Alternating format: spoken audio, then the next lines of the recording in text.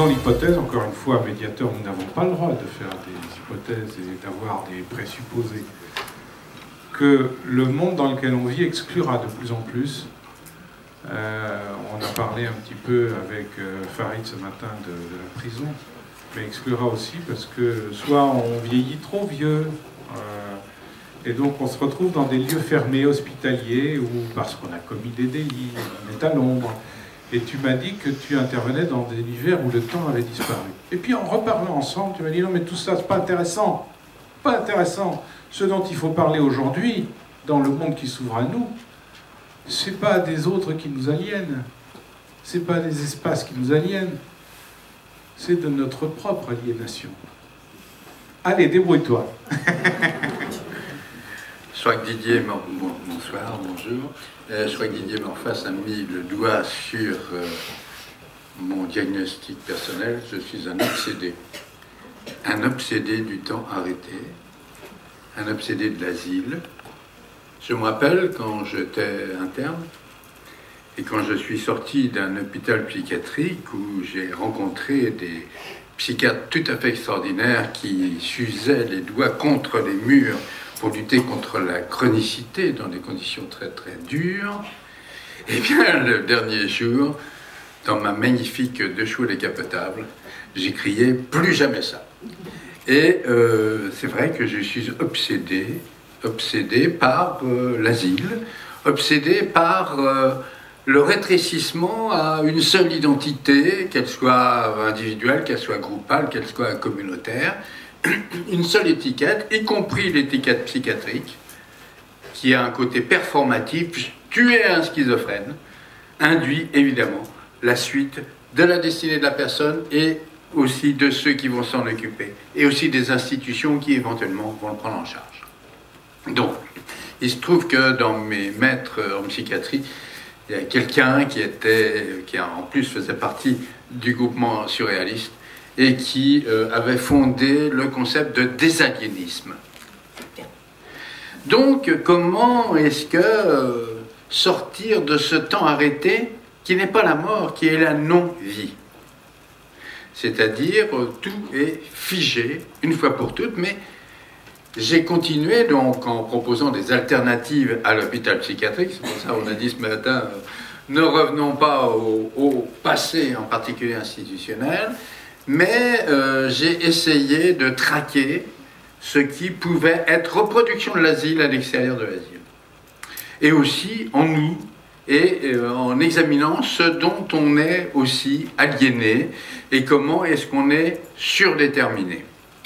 Alors j'ai lu justement à la NM, donc j'appelle ça l'art comme stratégie du détour. C'est peut-être ce qui me différencie un peu, c'est que mon abord est toujours indirect. Donc l'art comme stratégie du détour, alors j'ai lu Le pari de la renaissance de l'homme, sujet, acteur de sa vie et constructeur du commun indispensable. Eh bien oui, c'est cela. Et puisque un certain nombre de participants, d'intervenants ont parlé de leur propre itinéraire, je vais vous dire un peu d'où je viens et comment, d'une expérience de thérapeute, psychothérapeute, comment j'en suis venu à être médiateur artistique aussi. D'abord, affirmons, je pense qu'on peut dire nous, car on se connaît depuis peu, mais ma découverte avec enthousiasme de l'ANM m'a fait comprendre, m'a fait plutôt confirmer que le commun, c'est certainement pas se conformer, c'est comme ça que tu as commencé, se conformer, voire s'abolir dans un commun prescrit, unisson fantasmé qui se renforce du rejet des différences externes, ce qui a été dit en particulier par les trois personnes qui se référaient à trois religions monothéistes. Alors pourquoi cette stratégie du détour? Alors d'abord, dans mon métier, donc de psychiatre, de psychothérapeute, etc., on dit traditionnellement qu'il faut passer par la prise de conscience, et peut-être qu'on le dit ici aussi. Or, je me méfie de la prise de conscience. Pourquoi? C'est pas que je me méfie de la prise de conscience, c'est que j'ai pu constater que souvent, elle n'était pas possible. C'est-à-dire que l'abord de ces problématiques familiales, personnelles, sociales, etc., eh bien, cet abord était parfois impossible. C'est-à-dire que là, ça commençait par, en 1969, la perception que les adolescents en rupture, ce qu'ils disaient de leurs projets n'étaient que des productions fantasmatiques et que je les aidais, non pas à leur dire que, évidemment, que c'était absurde ou que c'était irréalisable, mais de les faire travailler dans l'imaginaire, dans la construction imaginaire, de les faire travailler dans la rêverie, et que je prenais au sérieux leur projet de vie en comprenant que c'était des productions fantasmatiques. Ensuite, en 1973, comme chef de service, j'ai pu embaucher un certain nombre de gens venus du monde de l'art, que le directeur a accepté. D'ailleurs, pourquoi? Parce qu'ils étaient moins payés que les soignants. Eh bien, je dirais, venus du monde de l'art pour proposer des médiations qui étaient la construction en commun, des réalisations, des productions en commun sur le modèle artistique, sans aborder directement ce pourquoi les gens étaient là. C'est-à-dire, j'insiste, donc je vais insister tout du long pendant la demi-heure sur en quoi est-ce que l'abord indirect peut être façon de... Le maître mot, c'est le mine de rien. Comment est-ce que, mine de rien, on aborde les problèmes, pour certains, et c'est très bien aussi de les aborder directement, ce que je sais faire par ailleurs, mais comment est-ce que l'abord métaphorique peut ramener, avoir des retombées dans le réel. Alors métaphore, justement, il se trouve que Paul Ricoeur m'a fait l'honneur de postfacer un de mes livres, et il disait la métaphore n'est pas l'énigme, mais la solution de l'énigme. Et en effet, nous travaillons métaphoriquement. Alors je passerai assez vite sur mon incursion dans le domaine de la médiation proprement dite. C'est la rencontre dans les années 80 avec Marcel Laforêt qui proposait des rencontres de parents divorçants au nom de l'enfant et qui faisait projeter de façon quasi théâtrale, et l'enfant non présent d'ailleurs, comment est-ce que les parents, mais parfois l'enfant présent, comment les parents pouvaient imaginer les différentes solutions. Et puis aussi, je finirai donc par toutes ces formations, la rencontre d'un dramathérapeute, metteur en scène californien, qui a passé toute sa carrière, et continue d'intervenir dans l'institut que j'ai créé, sur faire se rencontrer les gens en opposition. Alors il est parti, il a les Coréens, les Japonais, les Chinois, les enfants de nazis, les enfants de déportés, etc. C'est-à-dire les Turcs et les Arméniens, les Palestiniens et les Israéliens, les Afro-Américains, les Euro-Américains, et comment, à travers la dramathérapie, comment est-ce qu'ils pouvaient jouer et faire se changer les uns les autres sur les préjugés sur les autres et sur ce qu'eux-mêmes ressentaient et sur leurs propres histoires et leurs, évidemment, différences, mais aussi leurs similarités. En médiation artistique, donc j'ai fondé une école et d'art-thérapie et de médiation artistique qui sont deux professions, deux types professionnels reconnus par le répertoire national de certification professionnelle en 2008, c'est-à-dire comment est-ce qu'on peut contourner les résistances au changement, contourner les idées préalables sur l'autre et passer par l'espace du symbolique qui fait retour à terme dans le réel. L'hypothèse est la suivante. L'accompagnement de médiation artistique en relation d'aide, parce qu'entre-temps, la RNCP nous a fait changer notre dénomination, parce que médiation artistique pouvait renvoyer, c'est le ministère de la Culture qui est intervenu, aux gens qui expliquent Raoul Dufy au musée d'art moderne. Donc ça s'appelle médiateur artistique en relation d'aide. Et comment l'hypothèse, c'est que ça repose sur le mécanisme de la projection de ces difficultés dans une création. Et alors, là où je suis pervers, si je puis dire, c'est le mécanisme de la projection dans une création, qu'on s'en aperçoive ou qu'on s'en aperçoive pas. Alors bien sûr, s'il y a une demande de résoudre des conflits, s'il y a une demande de résoudre des difficultés, que ce soit personnelles, groupales, institutionnelles, en entreprise, etc., évidemment, nous n'abordons pas directement ce qui est à résoudre et nous passons par la proposition d'une création commune. Proposition de création commune sans dire que le sujet même de la création va être les difficultés à régler, mais à partir du moment où il y a cette commande, forcément, eh bien, ça va imprégner la production et nous allons nous accompagnons la production d'une création à l'autre, d'une production à l'autre, de telle sorte que la succession des productions, de telle sorte que la création fasse processus de la transformation de la personne et, je dois dire, ce qui est plutôt paradoxal pour un psy, éventuellement à l'insu des gens. C'est-à-dire que secondairement, eh bien, peut-être qu'ils se rendent compte qu'ils ont construit quelque chose en commun, justement dans un champ autre que le champ de leur douleur, que le champ de leur coinçage, le champ de leurs aliénations complètement figées, parce que tout ça, c'est aussi le concept d'identité une fois pour toutes. Hein. Ça y est, je suis un, etc. Et travailler dans un champ autre qui paraît anodin, eh bien, c'est rencontrer des altérités. Le terme a été proposé, en effet, de rencontrer des altérités, altérer les autres de moi, pas seulement les autres que moi, mais les autres de moi, mes altérités intimes, internes, personnelles, les altérités du groupe, les altérités, c'est-à-dire c'est le passage par ces altérités pour arriver à concevoir que nous avons des choses en commun à travers nos différences, que nous sommes semblables, c'est-à-dire nous sommes différents et semblables à la fois. Semblables, c'est les mêmes et différents. Alors, qu'est-ce que c'est donc le fait...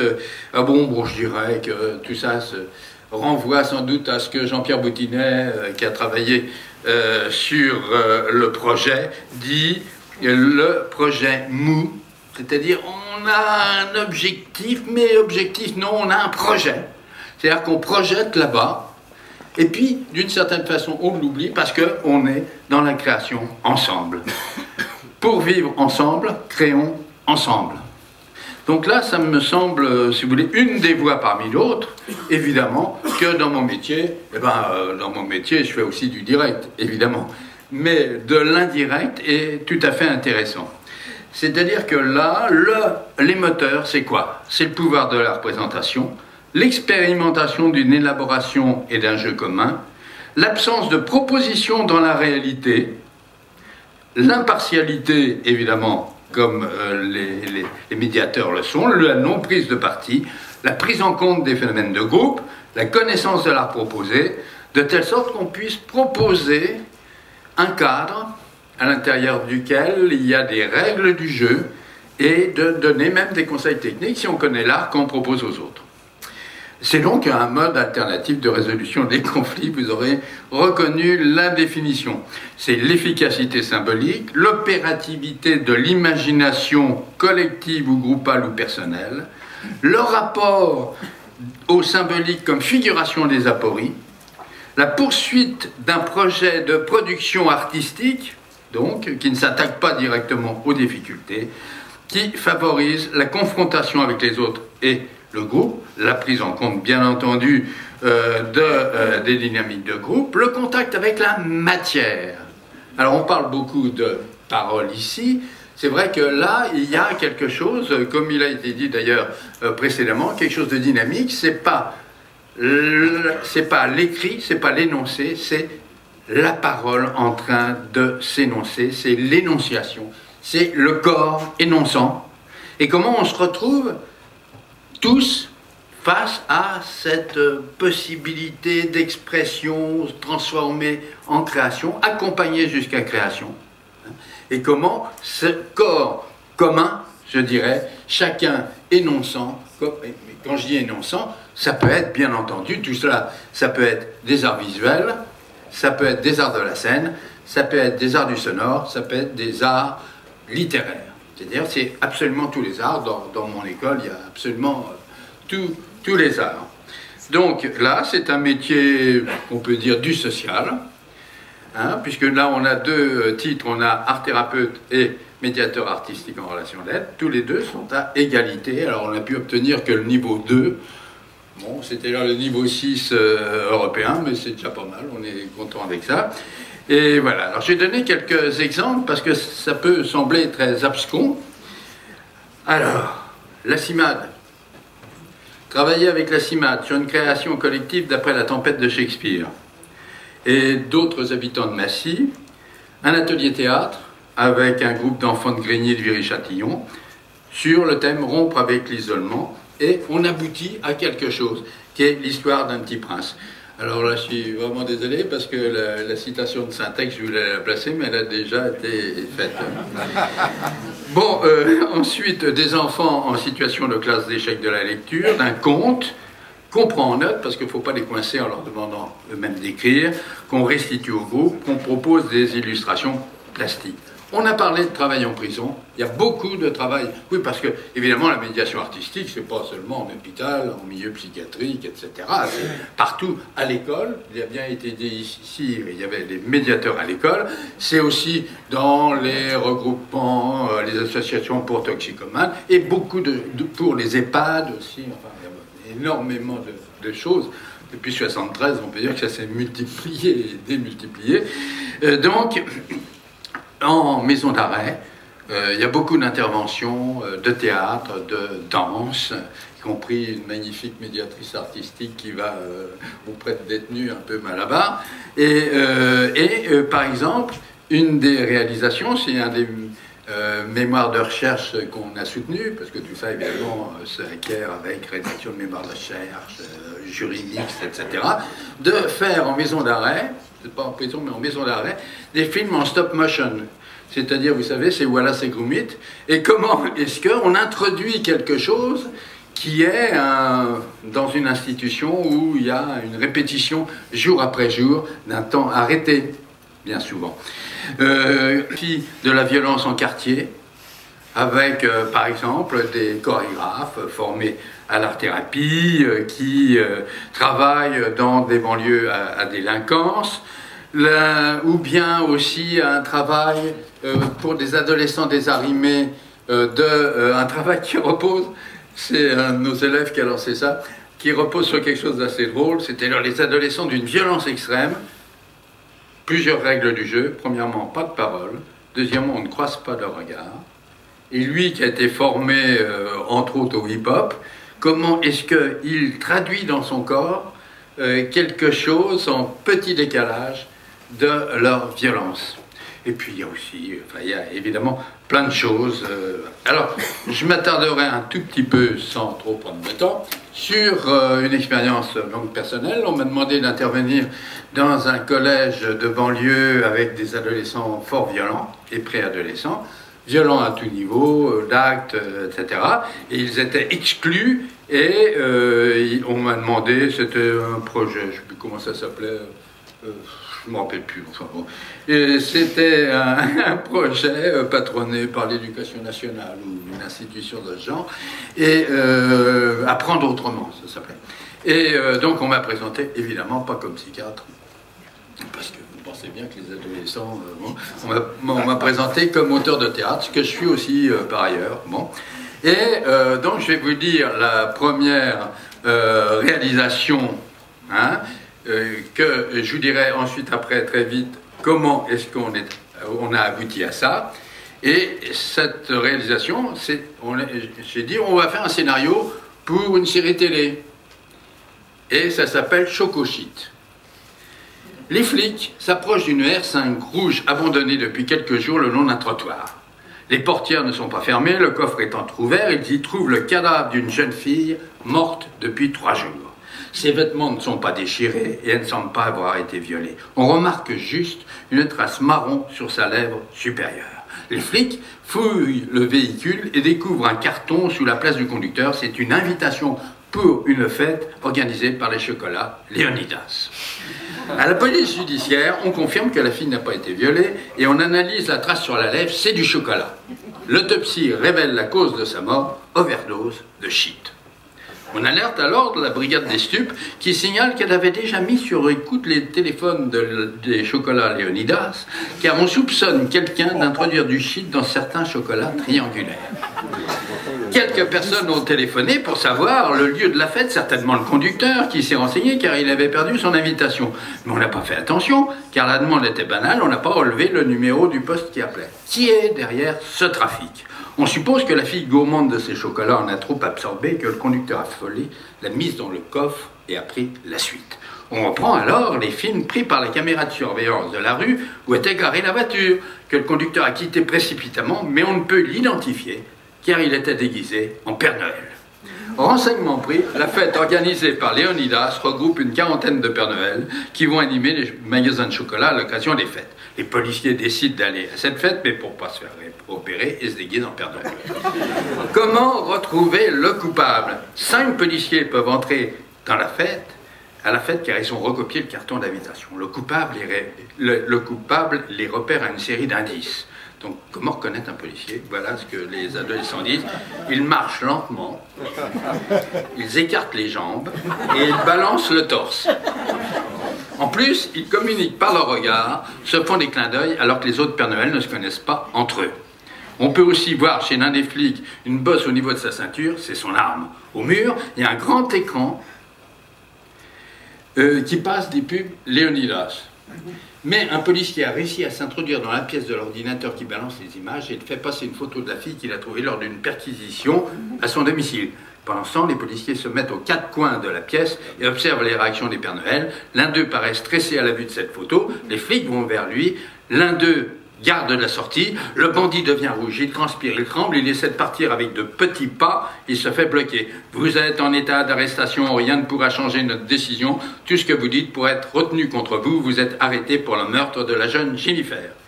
Le bandit dit que c'est son patron Giovanni qui lui a commandé de faire des tests d'overdose pour voir combien de chocolat triangulaire il fallait pour être défoncé. Donc, ce qui est intéressant, c'est que, bien entendu, et ça, ce qu'on enseigne, nous, à nos étudiants qui ont plus de 27 ans, qui ont déjà tout un itinéraire et qui sont sélectionnés, c'est, vous comprenez des choses. D'abord, comprendre n'est pas intervenir. Interpréter pour soi-même n'est pas forcément le dire à l'autre. Vous voyez? C'est-à-dire, bien entendu, et là, bon, je travaille beaucoup sur quoi faire avec les enfants victimes de violences sexuelles.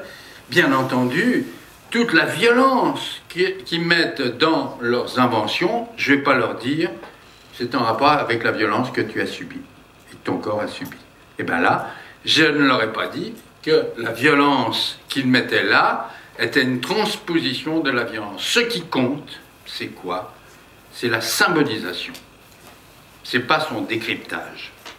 Et donc vous voyez ce qui me met un petit peu, pas en dehors, parce que maintenant ça commence à se dire de plus en plus, c'est-à-dire le travail de thérapie, de médiation, etc., c'est on est là, dans ce cas-là, pour symboliser. Mais parler sur, mais échanger, c'est une autre forme de symbolisation. Et je dirais même que la psychothérapie où je parle de moi est une symbolisation aussi. J'édifie autrement ma propre légende de mes origines. Alors comment j'ai commencé? Tout simplement, dans cette histoire, j'ai demandé à la bibliothécaire et documentaliste de faire un plan des différentes rues qui menaient à ce collège. Et j'ai fait décrire à chacun comment dans la réalité il venait. Il y en a 2 qui passaient à côté d'une R5, arrêtés, caméra de surveillance dans la rue. Et j'ai dit, bon, pas très bien, on commence là. Qu'est-ce qu'il peut y avoir dans le coffre? Un cadavre, bien sûr. Qui c'est? Une fille. Qu'est-ce qu'elle a été? Elle a été violée. Puis ensuite, ils ont changé leur version. Ça pourrait s'appeler du chocochite, ça pourrait s'appeler du chocochite. Vous savez ce que c'est, monsieur? Oui, j'en ai entendu parler. Jean-Pierre, tu sais que dans les séries télé, il y a un truc bien, c'est le cliffhanger. Oui. C'est-à-dire qu'à la fin, il faut que tu termines Oui. sur quelque chose qui nous permettra de passer à l'épisode d'après. Mais oui, Mais oui. là, je vais être obligé de t'arrêter, Jean-Pierre. Bon, voilà. Alors, si je suis mis aux arrêts, évidemment, j'espère que vous me défendrez. Je finirai simplement par une citation de Shakespeare, tu vas pas quand même, hein, Vas-y. que j'ai dit à ces adolescents, c'est de Roméo et Juliette, c'est de ta peur que j'ai peur. Et on a réfléchi sur ça, et je finirai là-dessus, ici aussi. Bravo.